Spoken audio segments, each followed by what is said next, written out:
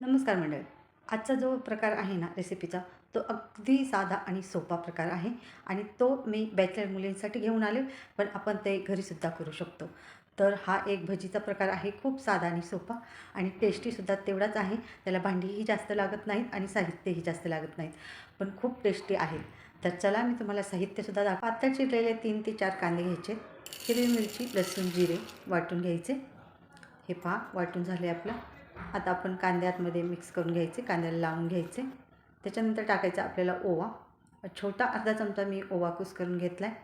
3-4 चिमूट हिंगसुद्धा घालायचा आहे, म्हणजे पोटाला बाधणार नाहीत भजी.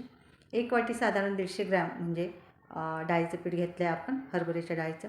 थोडीशी हळद टाकायची, चवीप्रमाणे मीठ टाकायचे आणि कोरडंच ते थोडंसं मिक्स करून पहिलं घ्यायचे, कारण कांद्याला पाणी सुटतं. त्यामुळं अगदी थोडंसं पाणी टाकून आपण पीठ भिजवून बाजूला ठेवायचे झाकून.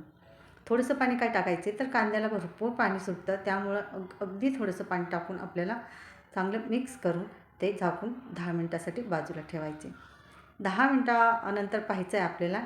हे पहा अगदी कांद्याला आपल्याला पाणी सुटलं आहे आणि त्यात टाकायचे 2 चमचे साधारण पोहे खायचे गरम तेल टाकायचं आहे आणि गरम तेलामध्ये भजे जसे येतील तसे सोडून घ्यायचे. त्याला लगेच हलवू नका. त्यात थोडासा कलर येऊ द्या, नंतरच ते भजी हलवा. हे पहा थोडासा कलर आल्यानंतर आपल्याला भजी हलवून घ्यायचे आणि पलटी-उलटी करून चांगले शेकून घ्यायचे. तर भज्यांची जी कांद्याची साईड आहे पातळ-पातळ जे कडेकडेने पातळ होतं, जसं आपण खेकडा भजी म्हणतो, तर ते खूप कुरकुरीत लागतं आणि मध्ये जे आहे जाडसर भाग तो सॉफ्ट लागतो. एवढे सुंदर भजी लागतात ना आणि करायसुद्धा फार फार सोपे आहेत. तर बॅचलर मुलींनी नक्की ही रेसिपी करा. ह्या भज्यामध्ये घातलेले 2 वस्तू म्हणजे 2 जिन्नस, जिरे आणि लसूण. त्याच्याबरोबर तिसरा म्हणजे ओवा. या 3 जिन्नसनं भज्यांना एवढी मस्त टेस्ट येते आणि सुगंध तर अगदी घरभर पसरतो. शेजारच्या घरापर्यंत पोहोचतो. आणि हो, या भज्यामध्ये हिरवी मिरचीच वापरा बरं का, लाल तिखट वापरू नका.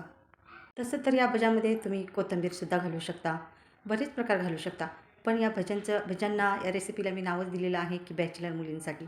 तर बॅचलर मुलींकडं फार वस्तू नसतात, त्यामुळं मी हे भजे त्यांना रेसिपी दिलेली आहे. आणि बॅचलर मुली लसूण, जिरं आणि हिरवी मिरची एका ग्लासमध्ये सुद्धा कुटून घेऊ शकतात लाटण्यानं.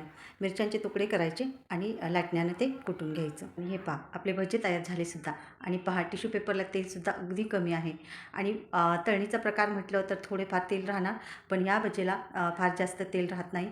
तुम्ही म्हणाल की तेल टाकले 2 चमचे मिक्स करताना म्हणजे तेल असणार, पण बिलकुल नाही.